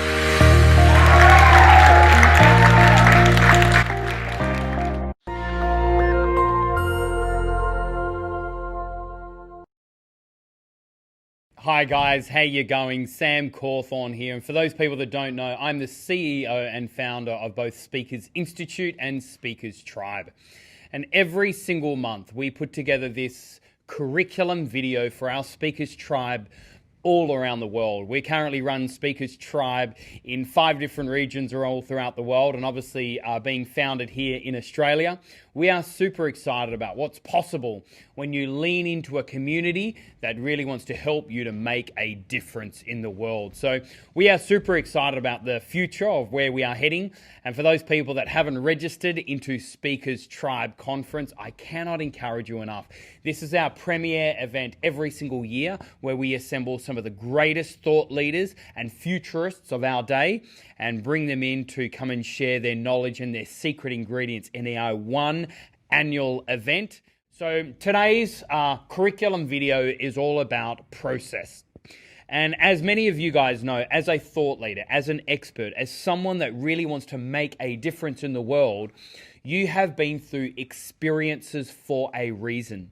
And these experiences, and through these experiences, you've developed your own intellectual property. And so today's curriculum video is about process. How can you teach other people the process in order for them to catch what you have already caught? And so this is part of your own intellectual property. This is your content. And ultimately, as you develop your content, you can then position yourself as a real go-to authority, as a thought leader, as an expert in the marketplace, so people can come along and listen to your valuable advice and your opinion because you have intellectual property around that. So today's conversation is going to be more around your teachable framework. And so as you develop your own teachable framework, and a lot of this part is around the visual representation of your teachable framework, and if you can teach other people what you've caught all throughout your experiences so they can catch it, ultimately then you're actually then known as someone that's produced some amazing content. So we're going to teach you a framework which is all around how to create and design your own IP, your own teachable framework around your intellectual property. So as you can see there, here's our model. And in this model here, you've got outcome, catch what you've already caught. And so I'm going to show you our teachable frameworks for you to create your own teachable framework. So the very first element is this, as you can see, is gather. So gather is all about gathering everything that you know, whether it's all your problems, all the ideas, all the research, all the stories, but it's about doing a massive dump. And so we're calling this a verbal vomit of everything you have. One thing I found when it does come to creating your own intellectual property is it is about literally just starting afresh. So dumping everything that you know around a certain area, around a certain topic, just dumping it all out. And then once you've done that, the second thing is defining. And this is around defining how many steps. So now that you've done this massive dump, how many individual steps is it? And this is about creating like a step 1, step 2, step 3, step 4, or maybe it's in the design of a pyramid, or maybe it's in the design of a Venn diagram, or maybe it's in the design of a cycle, or maybe it's more chronological, step 1, step 2, step 3. So define, first of all, how many steps so I can catch what you've already caught in your teachable framework. Once you've defined how many steps it is, the third element here is experiment. So experiment is all around the visual appearance and really refine exactly what this visual appearance is. And as I was saying, it could be a Venn diagram. It could be a cycle. It could be a chronological step-by-step. It could be a pyramid. So it totally just depends. What exactly is the visual framework of your IP model? And then the fourth area here is testing it. Does it work? Does it work both one-to-one, one-to-many? Does it work both macro and micro? Does it work for corporates, for individuals, for couples, for relationships, for young people, for old people? Does your teachable framework work? So in most cases, as you can see here on the screen, you've got our cycle visual framework here, but maybe your visual framework could be something different. And ultimately, you've been through your experiences for a reason. And through that experiences, you've learned something. Teach us what you've learned. Give us a tangible step-by-step guidance on how we can catch what you've already caught. And one thing I found all throughout my life is that if you can make your IP easily catchable, then people will lean in more to what you have to say, and ultimately people will lean in more to, you know, your next piece of IP, or even take out their wallet for what you're selling. Guys, I really hope that today's very short curriculum video gave you value. And again, please, can I encourage you to lean into your own Speakers Tribe? And I really want to acknowledge our amazing leaders that are there with you guys. These leaders do phenomenal work, and huge acknowledgement to you all, and really looking forward to seeing your journey go from where it is today to where you really want to be. And I have found all throughout my life that the greatest way to grow is by upgrading your proximity, which is exactly what we do here at Speakers Tribe. So certainly really excited about what's possible in your next steps, and always remember that the best is yet to come. We'll see you soon.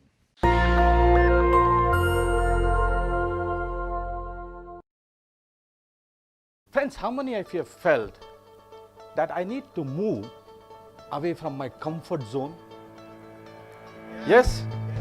One thing I learned is to emotionally connect with your audience, and through the story showing part was very, very impactful. So that's what I'm going to take it forward, is to emotionally connect with my audience. Your growth, my growth, is not in the comfort zone. Attending the one-day session with Sam, that really inspired me, because it is to take me from the level of a normal trainer. I want to be an influential trainer. See, I felt Sam is the right person, and this boot camp can really help me in that. One thing that we just saw up here just then is someone that is a powerful presenter. And I can actually see, as you refine this message, as you really connect all the dots to this message and give value with this message, you're going to create a movement. It's going to be a global movement, and you will make a significant impact in this world. One thing I love about you is that you give a damn, you really do care, and you really do want to make a difference. It is a true transformation. In fact, I could say that truly an internal transformation. Hey guys, thank you so much for tuning in for today's episode here at Speakers TV. My name is Sam Cawthorn, and we are super excited about Speakers TV and about these episodes that we bring to you every single weekday, as well as also on every single Saturday. Guys, we'd love to hear from you. If you've got any feedback at all for us, or maybe you want to comment right now in the chat bar about what was your biggest takeaway from today's session. But also, not only that, why don't you join us So here at Speakers Institute, we do have a number of programs such as our online boot camps or our protege program. At Speakers Tribe here, we're all about running these big, large annual conferences every year, but also not only that, there is an annual membership that you can get where in your city we do have tribe gatherings, all really encouraging you going from where you are today to where you really want to be. Or maybe you want to tell your friends and your family about Speakers TV.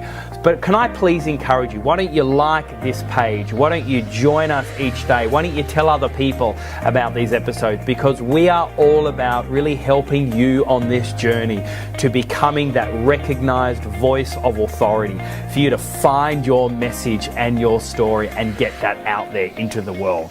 We are super excited about your journey, so please lean in and join us today.